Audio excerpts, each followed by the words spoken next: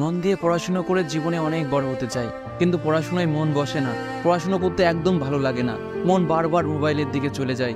নিজেকে বোঝাই, মোটিভেট করি, মোটিভেশন ভিডিও দেখি, কিন্তু মোটিভেশনের প্রভাব 10 মিনিটের বেশি থাকে না। শোনো বন্ধু, 14 থেকে 25 বছর এটা জীবনের এমনই গুরুত্বপূর্ণ সময়। এই সময়টাকে যদি সঠিকভাবে ব্যবহার করতে পারো, জীবন তোমাকে সফলতার শিখরে পৌঁছে দেবে, অথবা ব্যর্থতা তোমার জীবনের সঙ্গী হবে। আজ এক্ষুনি নিজেকে একটা প্রশ্ন করো তো, আজ থেকে ঠিক 5 বছর বা 10 বছর পরে নিজেকে কোন জায়গায় দেখতে চাও? কতদিন আর বাবা মায়ের উপর নির্ভর করে থাকবে? কতদিন? রাজা হতে গেলে শ্রমিকের মতো পরিশ্রম করতেই হয়। সূর্যের মতো নিজেকে চমকাতে গেলে সূর্যের তাপে নিজেকে পোড়াতেই হবে। নিশ্চয়ই যখন এমন কাউকে দেখো যে পড়াশুনো করে জীবনে অনেক কিছু করেছে, সেই মুহূর্তে ভীষণ মোটিভেটেড হয়ে সিদ্ধান্ত নিয়ে ফেলো, কাল থেকে পড়বো, বা সামনের মাসের 1 তারিখ থেকে পড়বো, বা অমুক দিন থেকে পড়বো। আর কতদিন কাল কাল করবে? একদিন এমন দিনও আসবে যেদিন তোমার জীবনের শেষ দিন হবে। সেদিনও কি বলবে কাল করব? তুমি পড়াশুনোর মতো একটা মহৎ কাজ করার জন্য ক্যালেন্ডারের একটা তারিখের উপরে নির্ভর করে বসে থাকছো। একবার ওই মানুষগুলোর দিকে তাকিয়ে দেখো তোমার উপরে কতটা ভরসা করে বসে আছে। আমি বলছি তোমার বাবা মায়ের কথা।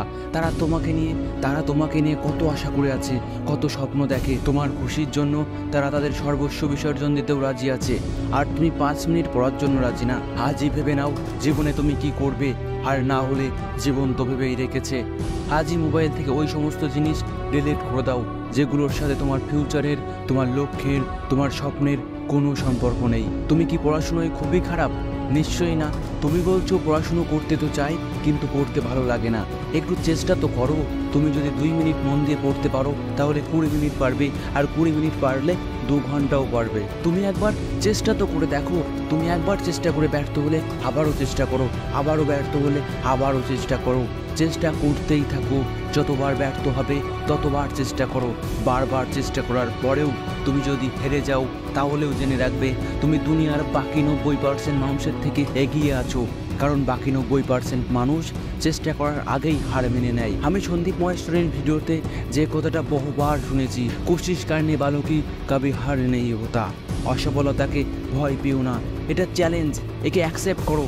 খুঁজে বের করো তোমার ভিতরে কোথায় ভুল হচ্ছে, সেটা ঠিক করো।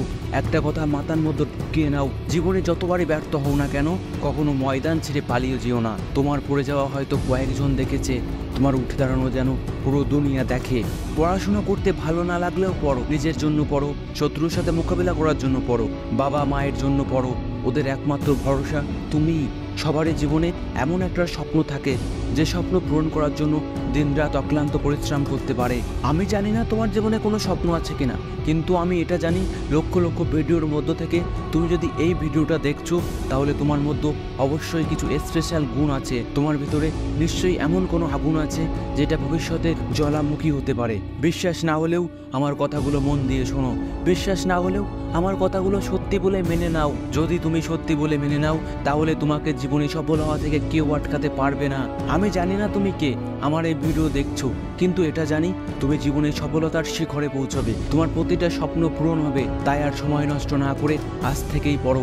5 মিনিট পড়ো, 10 মিনিট পড়ো, কিন্তু অবশ্যই পড়ো।